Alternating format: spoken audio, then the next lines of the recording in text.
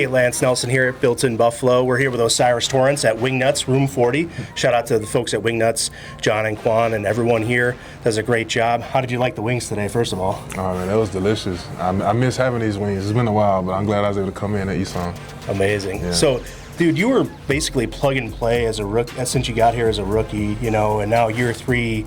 First of all, how proud of you are you of yourself to accomplish that, to just kind of be steady and, nobody really, not to say nobody talks about you, but, you're just there and you just do your job, and it's sort of, we all sort of take it for granted already now. And then in year 3, how has your role kind of changed from, coming in as a rookie, now you're kind of veteran, right? Yeah, I feel like it's changed more so like I got to be an example when I'm out there on the field. At least that's what I tell myself, especially with this last week, how we had the 2 tackles down and like the offense kind of come off a kind of bad loss, and I just kind of went out there with the mindset of like, I'm one of the key guys to this offense and let's go out there and play like it. And I kind of took that role upon myself that game, but I feel like all season I kind of subconsciously done that. Yeah. And obviously, offensive line play is something that's evaluated all the time by, media members. What's something you think the media doesn't understand about offensive line play? Probably about how technical it is up front, and like it's kind of a different type of battle each play, and it's more so of us understanding what the defense trying to do to stop us from what we want to do than just moving a guy from left to right, So you mentioned last week, a little different, 2 different tackles. The Bills, in your time here the last 2.5 years, have been incredibly lucky with injury luck on the offensive line. Been pretty much the same 5 guys every week. So what was different last week with not even Ryan Vandenbark next to you, but Alec Anderson next to you, for you as the right guard, but also communication-wise for kind of the whole line?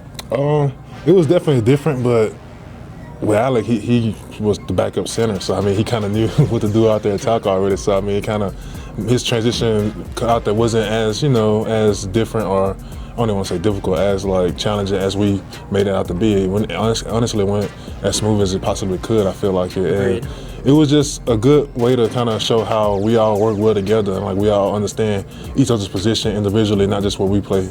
Yeah, and last one, I just thought of this now, so I'm sorry, but the play that we see of you all the time, the Jim Nantz play of the year last year when Josh ran for the 4th and 2 touchdown against the Chiefs, where you just took Chris Jones, an all-play in this league, and you put him over there.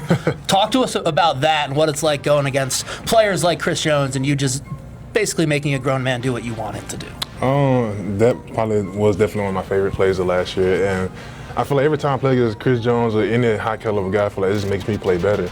Like I don't ever, like I said, I rise to my competition, but it definitely makes me want to play my best ball. Not saying like each game, each week is different, but like, like the hype that builds around a good player, you try to listen to it, but it's always there. So I feel like knowing I'm going to play against a guy that's probably going to be a Hall of Famer just makes me want to play the best I can play. Absolutely. Yeah.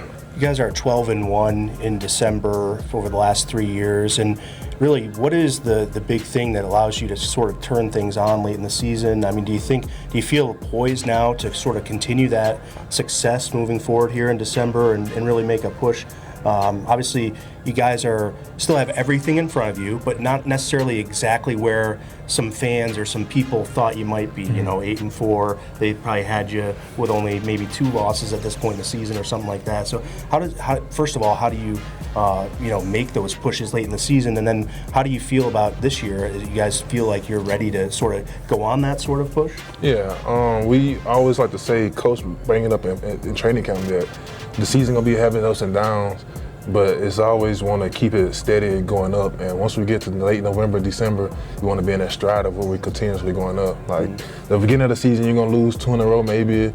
You have some win some close games that you feel like you barely got away, and that's the ups and downs of the season. But once we get to December, that's when you start putting in those tough grind week to week wins, because everybody's not 100%. Teams know each other. There's film out there, so you're basically going out there and just impose your will, and whichever team will breaks first is the loser. So I feel like in December we kind of train ourselves to be ready for that type of game and mindset, because each game this year has been like a grinding.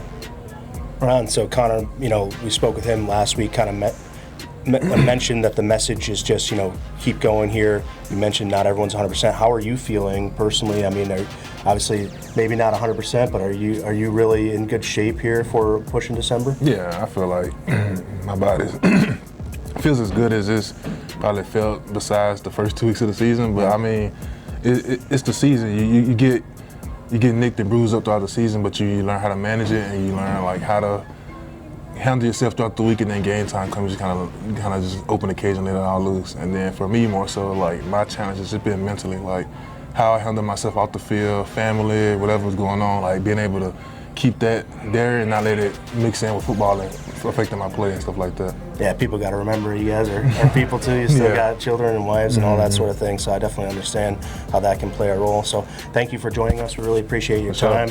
We wish you guys, obviously we're rooting for you. We wish you the best of luck moving forward, and thanks to WingNutz for making this possible here at Room 40 with O'Cyrus Torrence.